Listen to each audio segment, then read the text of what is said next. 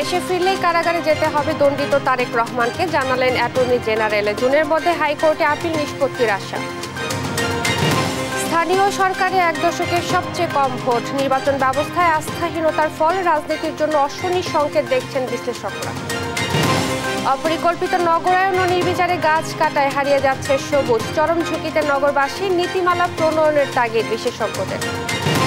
জাতির পিতার নামে নির্মিত মুজিব কিল্লা প্রকল্পেও দুর্নীতির অভিযোগ, কাজ বেশি দেখে মোটা অর্থ লুপাট, সুষ্ঠু তদন্তের তাগিদ টিআইবির। এবং আবারও অস্থির নিত্যপণ্যের বাজার, লাফিয়ে বাড়ছে মাছ, মাংস, সবজির দাম, টানা দাবদাহের প্রভাব বলছেন বিক্রেতারা।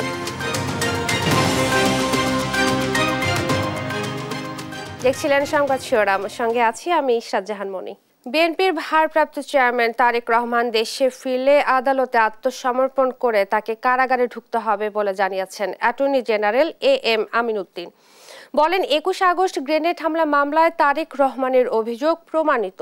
হাওয়া ভবন থেকে তার নির্দেশে এই ঘটনার সূত্রপাত হয়, যা সাক্ষীদের জবানবন্দিতে এসেছে। বিস্তারিত শামীম আক্তারের রিপোর্টে।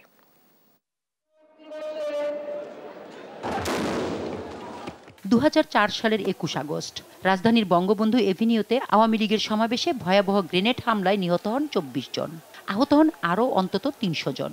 অল্পের জন্য প্রাণে বেঁচে যান তৎকালীন বিরোধী দলীয় নেত্রী, বর্তমান প্রধানমন্ত্রী শেখ হাসিনা। 2018 সালের 10 অক্টোবর বিএনপির ভারপ্রাপ্ত চেয়ারম্যান তারেক রহমান সহ 19 জনের যাবজ্জীবন কারাদণ্ড ও সাবেক স্বরাষ্ট্র প্রতিমন্ত্রী লুৎফুজ্জামান বাবর ও সাবেক উপমন্ত্রী আব্দুস সালাম পিন্টু সহ 19 জনের মৃত্যুদণ্ডের রায় দেয় বিচারিক আদালত। উচ্চ আদালতে চলছে এই মামলার আপিল শুনানি। মামলায় মৃত্যুদণ্ডপ্রাপ্ত আসামিদের পক্ষে যুক্তিতর্ক উপস্থাপন করছেন আইনজীবীরা। জুন মাসে এই মামলার হাইকোর্টের বিচার শেষ হবে উল্লেখ করে attorney general AM Amin Uddin জানান, যুক্তিতর্ক উপস্থাপনের জন্য প্রস্তুত রাষ্ট্রপক্ষ। আমাদের খুব বেশি হলো 10 দিন লাগবে, আমরা এত সময় নিব না। আমরা লিখিত জমা দিব যেন আদালতের পক্ষে এবং অপর পক্ষ যারা থাকেন তারা যেন সহজেই আমরা কি বলতে চাই এটা বুঝতে পারেন, এবং তাদের যদি রিপ্লাই থাকে তো রিপ্লাই দিবেন। এই জন্য আমরা লিখিত সাবমিশনসটা জমা দিব এবং মুখে বলার সাথে সাথে আমরা লিখিতটা জমা দিব, যার কারণে আমাদের সময়টা অত বেশি লাগবে না। Attorney general AM Amin Uddin আরও জানান, বিএনপির ভারপ্রাপ্ত চেয়ারম্যান তারেক রহমান এই মামলার অন্যতম আসামি, যার বিরুদ্ধে সব অপরাধ প্রমাণিত। তবে পলাতক আসামি হয় আপিলে তার বিষয়টি বিবেচিত হবে না।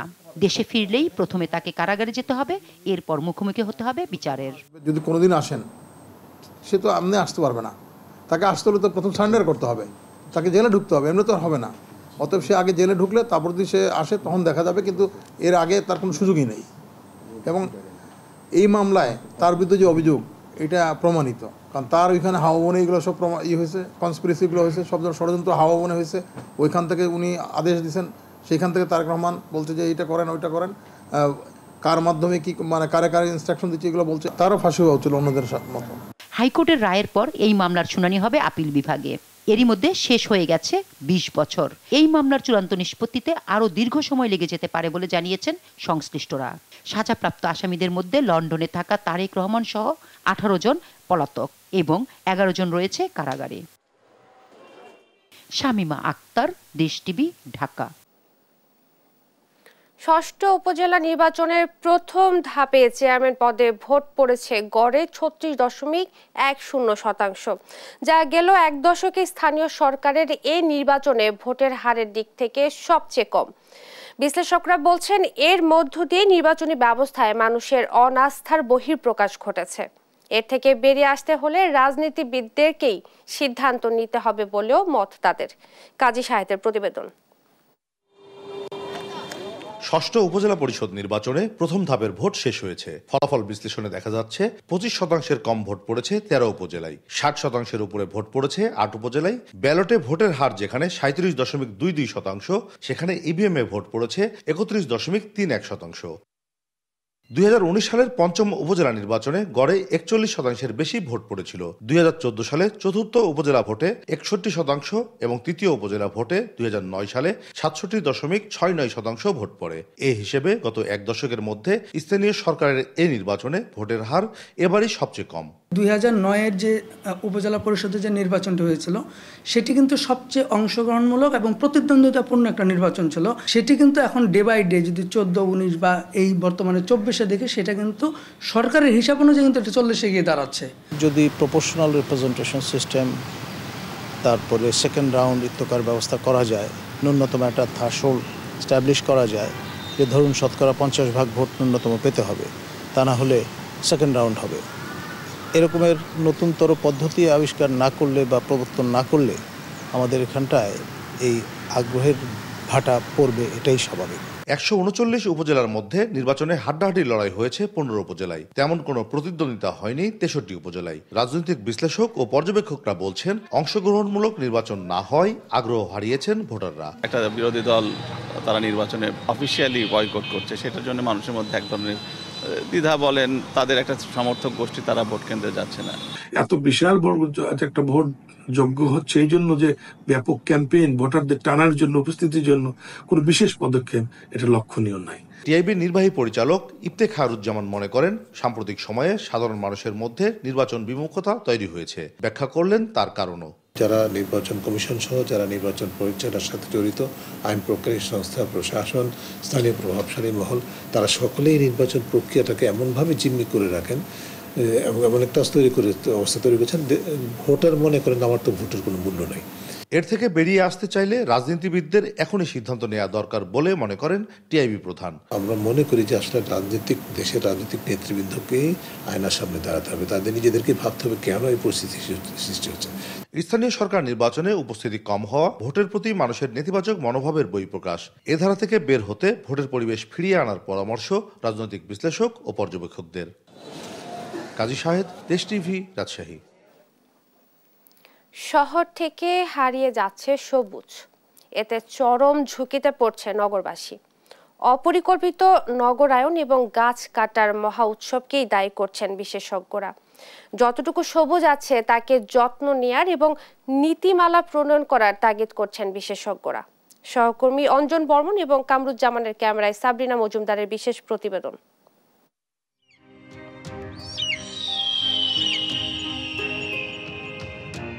গাছ লাগান, পরিবেশ বাঁচান, এমন লিখন দেয়ালে দেয়ালে শোভা পেলেও রাজধানীর ঢাকার বাস্তবতা একেবারেই ভিন্ন।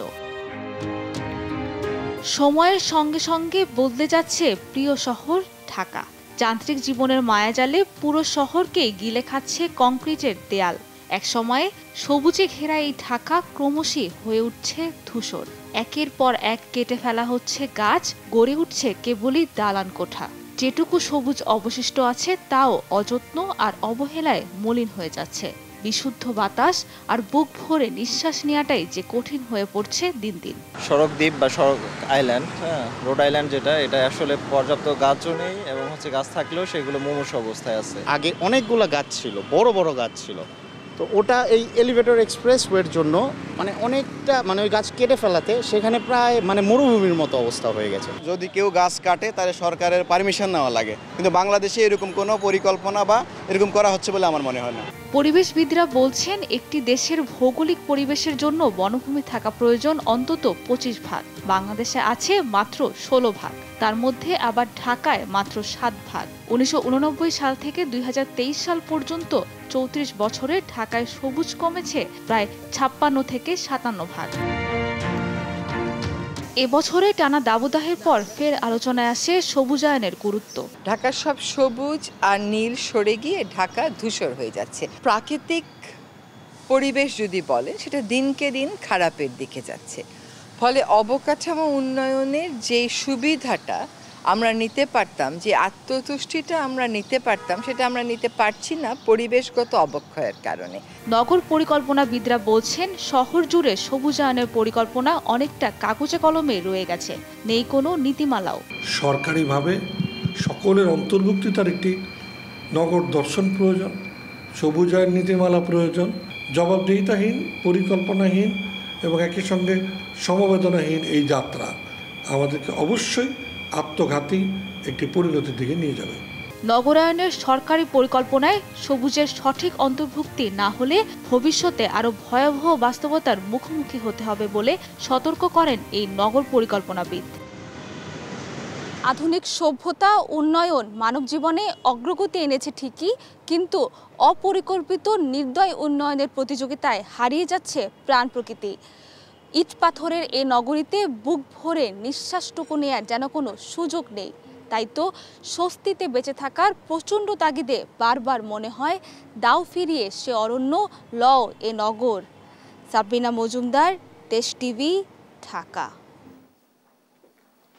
লুটপাট থেকে রক্ষা পায়নি জাতির পিতা নামে নির্মিত মুজিব কিল্লা প্রকল্প। 29টি কিল্লার কাজ বেশি দেখিয়ে হাতিয়ে নিয়েছে মোটা অঙ্কের টাকা। 2400 কোটি টাকার এ প্রকল্পের অগ্রগতি মাত্র 28%। অতিরিক্ত রড মাটি ভরাট দেখিয়ে নেওয়া হয়েছে টাকা। সময় ক্ষেপণ করে বাড়িয়ে নেওয়া হয়েছে প্রকল্প বরাদ্দ। অডিটে উঠে এসেছে এমন অভিযোগের নানা চিত্র। অভিযুক্তদের বিরুদ্ধে ব্যবস্থা নেওয়ার তাগিদ দিয়েছে টিআইবি। মহিউদ্দিন আহমেদের সহযোগিতায় ফজলা আদিত্যের বিশেষ প্রতিবেদন। ঝড় জলোচ্ছ্বাস থেকে উপকূলবাসীকে রক্ষায় স্বাধীনতার পর মাটির উঁচু কিল্লা নির্মাণ করেন জাতির জনক বঙ্গবন্ধু শেখ মুজিবুর রহমান।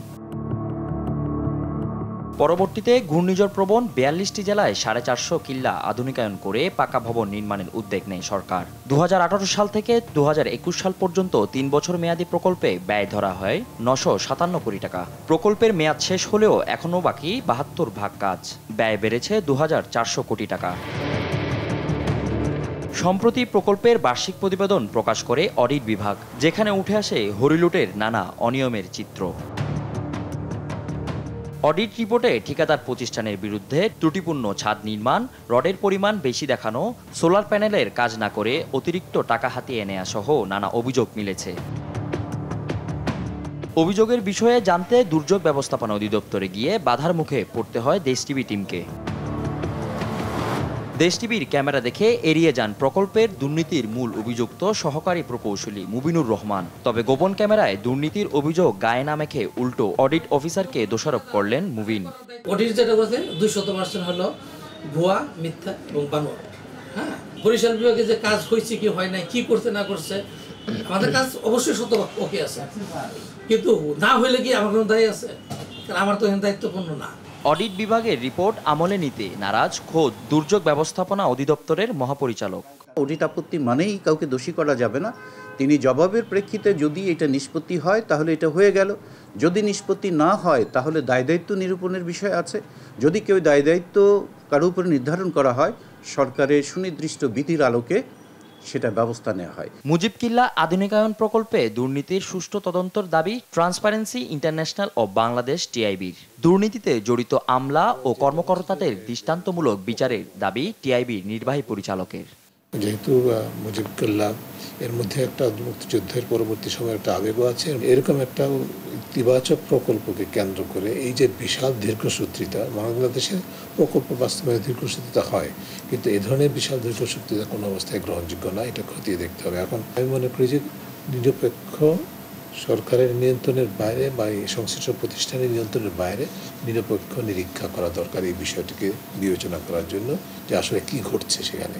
2025 সালের মধ্যে মুজিব কিল্লা নির্মাণ প্রকল্প শেষ হওয়ার কথা, তবে নির্ধারিত সময়ে আদৌ কাজ শেষ হবে কিনা তা নিয়ে রয়েছে অনিশ্চয়তা। ফজলে আদিত্য, দেশ টিভি, ঢাকা।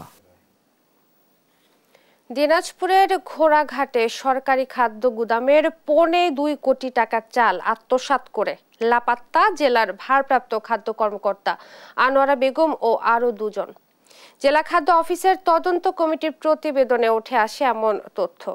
এই ঘটনায় তাদের বিরুদ্ধে দুদকে মামলা দায়ের সহ বিভাগীয় ব্যবস্থা নিচ্ছে খাদ্য বিভাগ। সহকর্মী কুরবান আলীর তথ্য, ভিডিও চিত্রের ডেস্ক রিপোর্ট।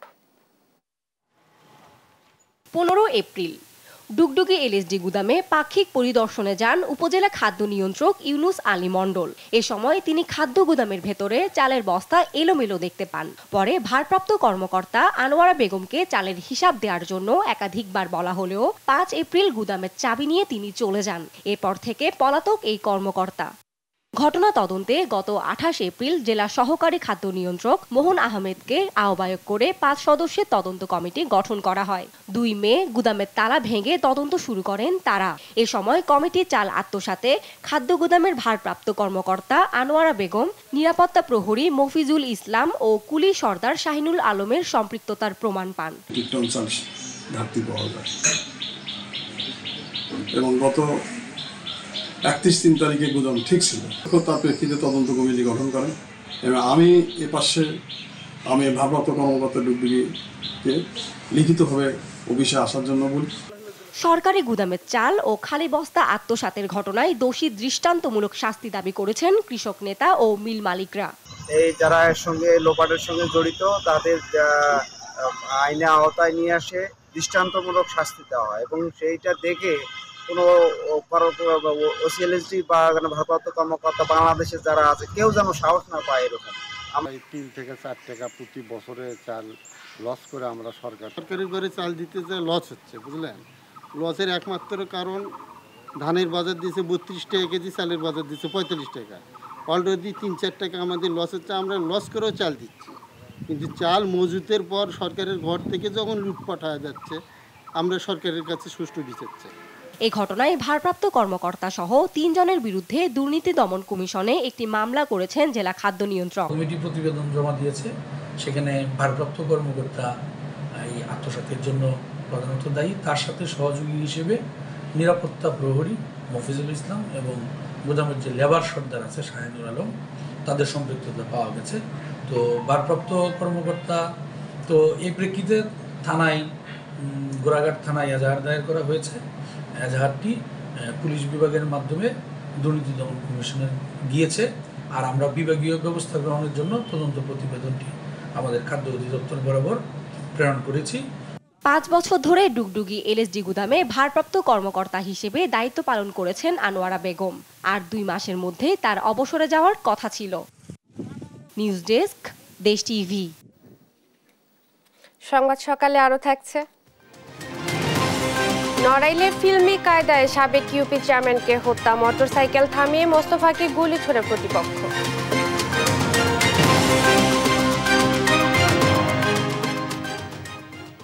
রাজধানীর বাজারে ঊর্ধ্বমুখী মাছ, মাংস, ডিম ও সবজির দাম। সপ্তাহ ব্যবধানে কেজিতে 100 থেকে 200 টাকা বেড়েছে মশলা পণ্য। বিক্রেতারা বলছেন দাবদাহের কারণে ব্যাপক ক্ষতি হয়েছে মুরগির খামারের। অনেক ফার্মে মারা পড়েছে মুরগি, ক্ষতিগ্রস্ত হয়েছে ক্ষেতের সবজিও। তাই পাইকারি দাম বেশি হওয়ায় বাড়তি দামে বিক্রি করতে হচ্ছে তাদের। বিস্তারিত ইফতেখার রেজা রিপোর্টে। সাপ্তাহিক ছুটির দিনে কারওয়ান বাজারে এসে আয় ব্যয়ের সমীকরণটা মেলাতে পারছেন না নগরীর অনেকেই। সপ্তাহের ব্যবধানে অস্থির মাংসের বাজার, ডিমের দামটাও ঊর্ধ্বমুখী। গরিবের আমিষখ্যাত ব্রয়লার মুরগি কেজিতে 15 টাকা বেড়ে বিক্রি হচ্ছে 220 টাকায়। দেশি 750 আর সোনালী বিক্রি হচ্ছে 420 টাকায়। ডিমের হালি ছাড়িয়েছে অর্ধশতক। গরুর মাংস 770 আর খাসি কেজিতে 1200 টাকা। রুই আর মৃগেল 330 থেকে 350 ঘরে। পাবদা 600, ইলিশ উঠলেও দাম চড়া। প্রতি আলিতে আপনার প্রায় 8 টাকা 9 টাকা করে বাড়তি, আর ডজনে তো বাড়ছে আপনি প্রতি ডজনে বাড়ছে 20 টাকা। কিন্তু এখন বাজারে খুব এলোমেলো অবস্থা, মুরগিও একই অবস্থা। গরুর দাম যেহেতু বেড়েছে, মুরগির উপরে চাপ বাড়ছে, তাই ওনারা মুরগির দামও বাড়ায় দিচ্ছে। মাছ আছে প্রচুর, কিন্তু দাম অনেক বেশি। যেমন পাবদা মাছ কিনলাম আগে 400 টাকার যে পাবদা মাছ, সেটা এখন 600 টাকা দিয়ে কিনলাম। কম বেশি সব সবজির দামই ঊর্ধ্বমুখী। বেগুন ছুঁয়েছে শতক, কচুরমুখী 150 ছুঁই, পটল করলা আছে 50-এর ঘরে, চিচিঙ্গা 40, লাউ মিলছে 70 থেকে 80 টাকায়। তাও টুকটাক কিছু কিনতে পারি, কিন্তু যারা একদমই মনে করেন রিক্সা চালাচ্ছে বা হচ্ছে আরো যাতে খারাপ অবস্থা, ইভেন আনএমপ্লয়মেন্ট যারা হচ্ছে এখনো চাকরি পায় নাই, তাদের জন্য আসলে খুবই টাফ। দ্রব্যমূল্যেরই দাম কোনোদিনই কমছে না, বরং প্রতিদিনই কোনো একটা হতে আজকে বাড়ছে, আর একটা ওরকমই আছে, আর পরের দিন আর একটা বাড়ছে। বিক্রেতাদের অজুহাত গরমে উৎপাদন ব্যাহত হওয়ায় বাড়তি দামে কিনতে হচ্ছে তাদের, তাই এই মূল্য বৃদ্ধি।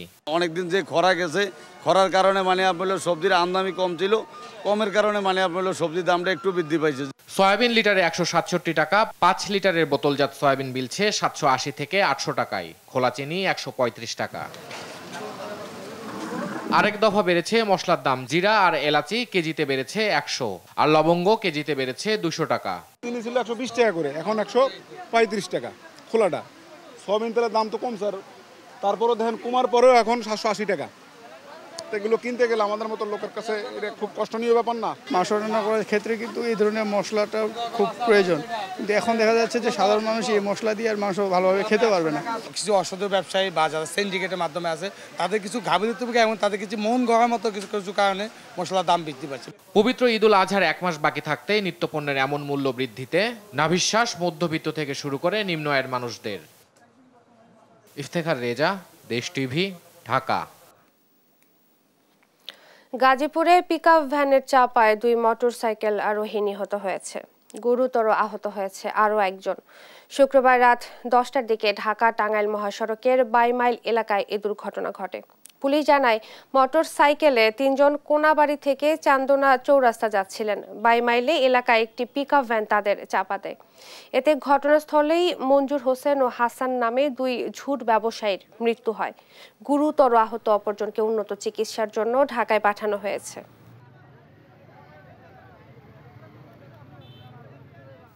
গাজীপুরের মাছ ও মাংসের বাজারের খবর জানাতে সরাসরি যুক্ত হচ্ছেন সহকর্মী নজরুল ইসলাম।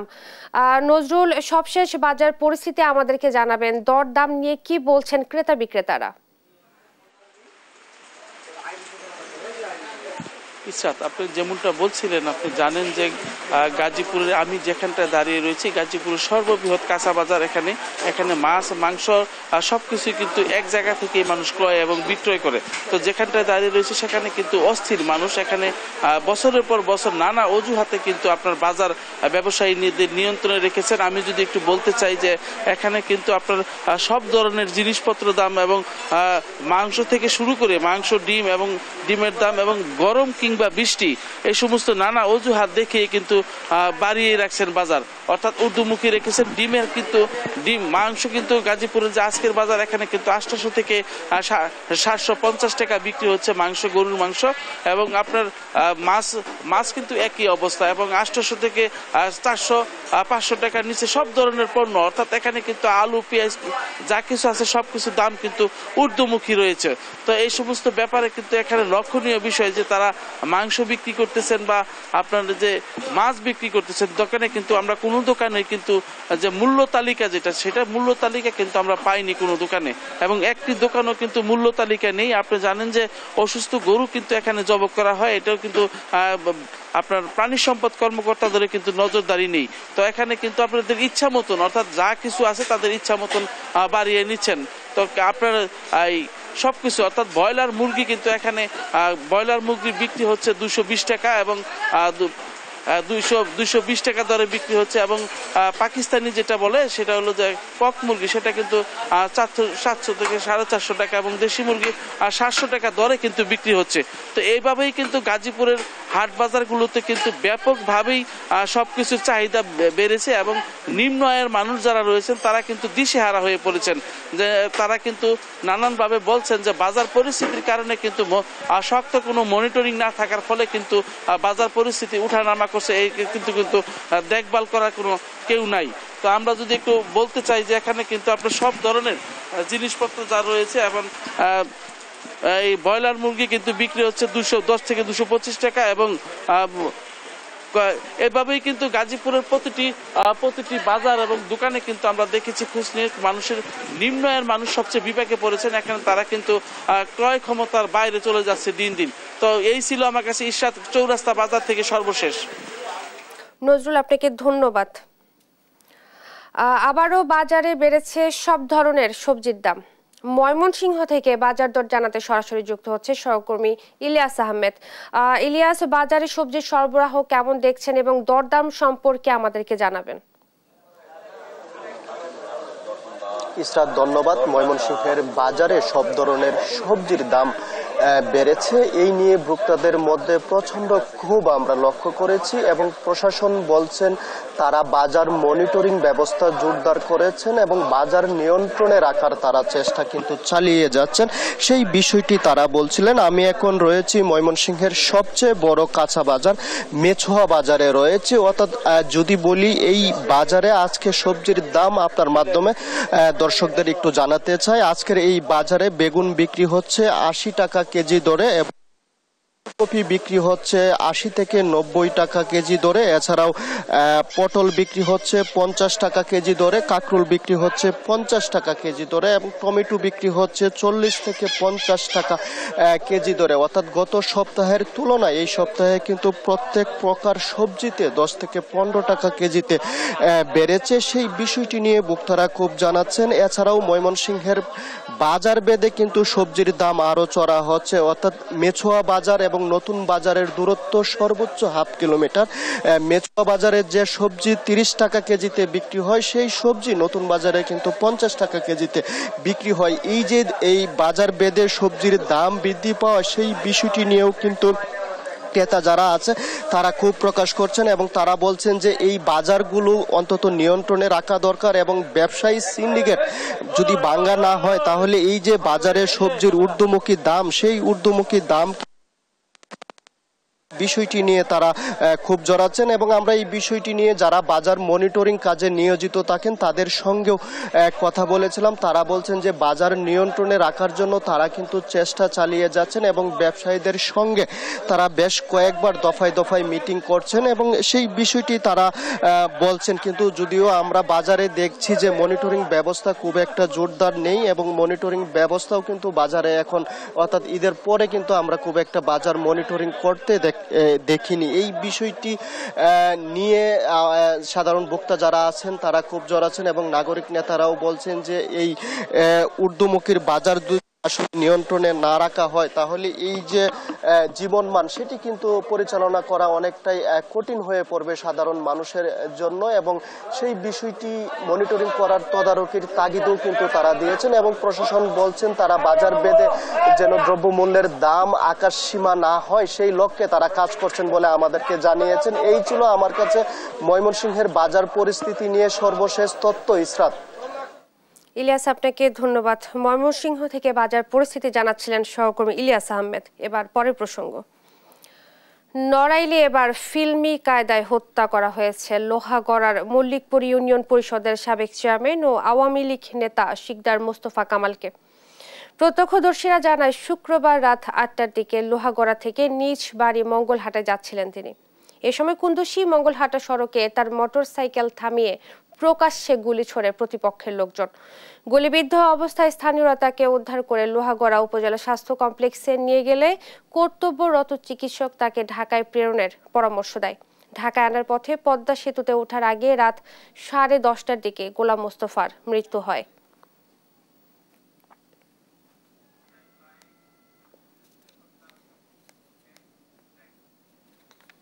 সংবাদ সকালে আরো থাকছে।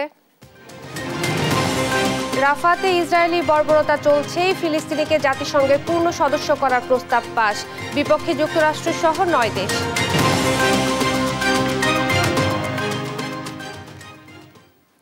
লিফট অচল থাকায় চরম ভোগান্তিতে কুড়িগ্রাম সদর হাসপাতালের রোগীরা। বারবার ঠিক করার আশ্বাস দিলেও আসেনি সমাধান, ফলে এক লিফটেই গাদাগাদি করে ঝুঁকি নিয়ে চলছেন তারা। সহকর্মী মনোয়ার হোসেন লিটনের পাঠানো তথ্য ছবিতে আপন উপর ডেস্ক রিপোর্ট। কুড়িগ্রাম সদর হাসপাতাল প্রতিদিন প্রায় 2000 রোগী চিকিৎসা নিতে আসেন এখানে। জেলার 22 লাখ মানুষকে চিকিৎসা সেবা নিশ্চিতে এরই মধ্যে নির্মাণ করা হয়েছে 8 তলা ভবন। 250 শয্যার এই হাসপাতালে ওঠানামার জন্য 2টি লিফট থাকলেও একটি দীর্ঘদিন থেকেই অচল। এতে চরম ভোগান্তিতে পড়ছে রোগী ও স্বজনেরা। জীবনের ঝুঁকি নিয়ে চড়তে হচ্ছে গাদাগাদি করে। লিফটের জন্ম থেকে লিফটে কিন্তু এই অবস্থা। আমরা যেহেতু আপনার আরএমও স্যার বা তত্ত্বাবধায়ক স্যারকে আমরা জানাই বিষয়টা, তখন ওরা বলে যে আমরা গণপত্রিকা জানাচ্ছি বা এক্সেলকে জানাচ্ছি, কিন্তু ওই জানানোই শেষ। একটা লিফট চলছে, উঠে নামা করতে পারি না, হাত পা ভাঙি দেওয়ার মতো হয়ে গেছে। একটা লিফট দিয়ে সাধারণ মানুষের যাতায়াত লিফট দিয়ে অসুস্থ মানুষের ওঠা যাওয়ার জন্য অনেক সমস্যা হয়। দুইটা লিফট এখানে, একটা লিফট চালু আছে আর একটা লিফট আসলে চালু আছে না নষ্ট সেটা আমরা কিন্তু জানি না। এখন আমরা লিফটে উঠবো, এখন সেটা রোগী মানুষকে উঠতে পারে। লিফট মেরামতের আশ্বাস দিলেও ক্যামেরার সামনে কথা বলতে রাজি হননি হাসপাতালের তত্ত্বাবধায়ক। কালকে চলে আসবো, কালকে হয়তো ঢাকা থেকে লোক আসবে।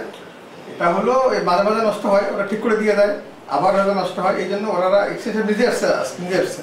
উনি সব আমি এতক্ষণ ঘুরলাম, ঘুরে সরজমিন দেখলাম, দেখার পর উনি বললো স্যার আমি কালকে ঢাকাতে লোক নিয়ে এসেছি, নিয়ে আমি কালকে ঠিক করে দেবো। হাসপাতালটিতে টেকনিশিয়ান ও বিশেষজ্ঞ ডাক্তারেরও অভাব রয়েছে। সবার প্রত্যাশা স্বাস্থ্য সেবায় বিশেষ নজর দিয়ে সমস্যার দ্রুত সমাধান করবে স্বাস্থ্য অধিদপ্তর। নিউজ ডেস্ক, দেশ টিভি। বাংলাদেশের কমিউনিস্ট পার্টি সিপিবির উপদেষ্টা ও মার্ক্সবাদী তাত্ত্বিক হায়দার আকবর খান রণ মারা গেছেন। শুক্রবার দিবাগত রাত 2:05 দিকে রাজধানীর পান্থপথের হেলথ অ্যান্ড হোপ হাসপাতালে মারা যান প্রবীণ এই রাজনীতিক ও লেখক। মহান মুক্তিযুদ্ধের অন্যতম সংগঠক ও নেতা হায়দার আকবর খান রণ একাধিক বইয়ের লেখক ছিলেন। পূর্ব পাকিস্তান ছাত্র ইউনিয়নের সাধারণ সম্পাদক। দীর্ঘদিন ধরে শ্বাসতন্ত্রের নানা জটিলতায় ভুগছিলেন তিনি। পরিবারের সদস্যরা দেশের বাইরে থাকায় মরদেহ সোমবার পর্যন্ত হাসপাতালের মর্গে রাখা হবে। স্বজনরা দেশে ফিরলে সোমবার কেন্দ্রীয় শহীদ মিনারে সর্বস্তরের মানুষের শ্রদ্ধা জানানোর জন্য নেওয়া হবে তার মরদেহ। এরপর বাবা মায়ের কবরের পাশে বনানী কবরস্থানে দাফন করা হবে রণকে।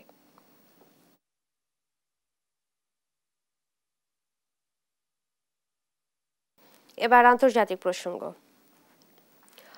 ফিলিস্তিনকে জাতিসংঘের পূর্ণ সদস্য করতে একটি প্রস্তাব পাশ করা হয়েছে। শুক্রবার সংস্থাটির সাধারণ পরিষদে 143টি দেশ প্রস্তাবের পক্ষে ভোট দেয়। বিপক্ষে ভোট দেয় যুক্তরাষ্ট্র, ইসরায়েল সহ 9টি দেশ। ভোটদানে বিরত থাকে 25টি দেশ। সাধারণ পরিষদে এই ভোটের মধ্য দিয়ে অবশ্য জাতিসংঘে পূর্ণ সদস্য পদ পাবে না ফিলিস্তিন।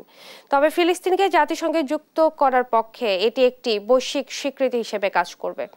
এর মধ্যেও গাজার রাফায় অব্যাহত আছে ইসরায়েলি বোমা হামলা। এতে নিজ বাড়ি ছেড়ে অন্যত্র চলে যাচ্ছেন অসহায় ফিলিস্তিনরা। গাজা সিটির জয়তুন এলাকায় বোমা বিস্ফোরণে নিহত হয়েছে 4 ইসরায়েলি সেনা। এদিকে রাফা সীমান্তটি ইসরায়েলের দখলে থাকায় গাজায় ঢুকতে পারছে না ত্রাণবাহী গাড়ি। সীমান্তে আটকে পড়েছে কয়েকশো ত্রাণবাহী ট্রাক। আর্থিক দুর্নীতি মামলায় অবশেষে জামিন পেলেন দিল্লির মুখ্যমন্ত্রী অরবিন্দ কেজরিওয়াল। আগামী 1 জুন পর্যন্ত তার অন্তর্বর্তীকালীন জামিন মঞ্জুর করেন আদালত। তার জামিনের খবরে উচ্ছ্বাস প্রকাশ করেন পশ্চিমবঙ্গের মুখ্যমন্ত্রী মমতা বন্দ্যোপাধ্যায়। বিস্তারিত লুৎফুর কবিরের রিপোর্টে। দিল্লির আলোচিত মুখ্যমন্ত্রী অরবিন্দ কেজরিওয়ালকে নিয়ে জল ঘোলা কম হয়নি। অনেক নাটকীয়তার পর শুক্রবার তাকে অন্তর্বর্তীকালীন জামিন দিয়েছেন দিল্লির সুপ্রিম কোর্ট। লোকসভা ভোটের 4র্থ দফার আগেই এমন খবরে দিল্লি জুড়ে তার সমর্থকদের মাঝে এলো স্বস্তির খবর। ভারতীয় সংবাদ মাধ্যমগুলো বলছে, সুপ্রিম কোর্টের বিচারপতি সঞ্জীব খান্না ও দীপঙ্কর দত্ত দুই পক্ষের মতামত শোনার পর মুখ্যমন্ত্রী জামিন মঞ্জুর করেন। জামিন মঞ্জুরের ফলে লোকসভা নির্বাচনী প্রচারে কেজরিওয়াল অংশ নিতে পারবেন। That order of interim release will be operable up till 2nd of June, that is during the election process, and there is no restriction on his campaigning. Supreme কোর্টের এই রায় আম আদমি পার্টিকে ভোটের মুখে নতুনভাবে উজ্জীবিত করে তুলেছে। তার জামিনে সুপ্রিম কোর্টের ভূয়সী প্রশংসা করেন দলীয় নেতারা। आज जो सुप्रीम कोर्ट का फैसला आया है, इस फैसले से सिर्फ अरविंद केजरीवाल जी को अंतरिम जमानत नहीं मिली, इस फैसले से सत्य की विजय हुई है, इस फैसले से लोकतंत्र की विजय हुई है, इस फैसले से देश के संविधान की विजय हुई। तो हमारे देश में सुप्रीम कोर्ट सामने आया है और लोकतंत्र की रक्षा करने में सुप्रीम कोर्ट ने एक बहुत बड़ी भूमिका निभाई है। কেজরিওয়ালের অন্তর্বর্তী জামিনে সামাজিক মাধ্যমে এক্সে উচ্ছ্বাস প্রকাশ করেছেন পশ্চিমবঙ্গের মুখ্যমন্ত্রী মমতা বন্দ্যোপাধ্যায়। তিনি লিখেছেন, তার মুক্তি লোকসভা নির্বাচনের জন্য ইতিবাচক। দুর্নীতি মামলায় গেল 21 মার্চ কেজরিওয়ালকে গ্রেফতার করে এনফোর্সমেন্ট ডিরেক্টরেট। এরপরই তাকে নেওয়া হয় তিহার কারাগারে। তাকে আটকের ঘটনায় নিন্দার বার্তা আসে বিশ্বের বিভিন্ন দেশ থেকে। লুৎফর কবির, নিউজ ডেস্ক, দেশ টিভি। এ পর্যায়ে সংবাদ শিরোনামগুলো জানিয়ে দিচ্ছি আরো একবার।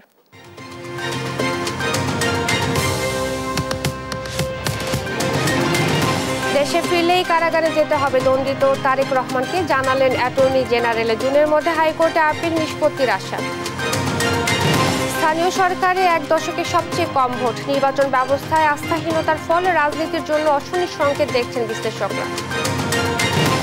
অপরিকল্পিত নগরায়ন ও নির্বিচারে গাছ কাটায় হারিয়ে যাচ্ছে সবুজ, চরম ঝুঁকিতে নগরবাসী, নীতিমালা প্রণয়নের তাগিদ বিশেষজ্ঞদের। জাতির পিতার নামে নির্মিত মুজিব কিল্লা প্রকল্পেও দুর্নীতির অভিযোগ, কাজ বেশি দেখিয়ে মোটা অর্থ লোপাট, সুষ্ঠু তদন্তের তাগিদ টিআইবির। এবং আবারও অস্থির নিত্য পণ্যের বাজার, লাফিয়ে বাড়ছে মাছ, মাংস, সবজির দাম, টানা দাবদাহের প্রভাব বলছেন বিক্রেতারা। এই ছিল এখনকার সংবাদ সকাল। পরের বুলেটিন দেখার আমন্ত্রণ রইল। এছাড়া দেশ টিভির সর্বশেষ সব খবর পেতে ভিজিট করুন www.desh.tv। ফেসবুকে আমাদের সঙ্গে যুক্ত থাকুন দেশ টিভি অথবা দেশ টেলিভিশন পেজে। সর্বশেষ সব ভিডিও পেতে ইউটিউবে আমাদের হ্যান্ডেল @দেশ টেলিভিশন অথবা @দেশ টিভি নিউজ লিখে সার্চ করুন। ধন্যবাদ সবাইকে।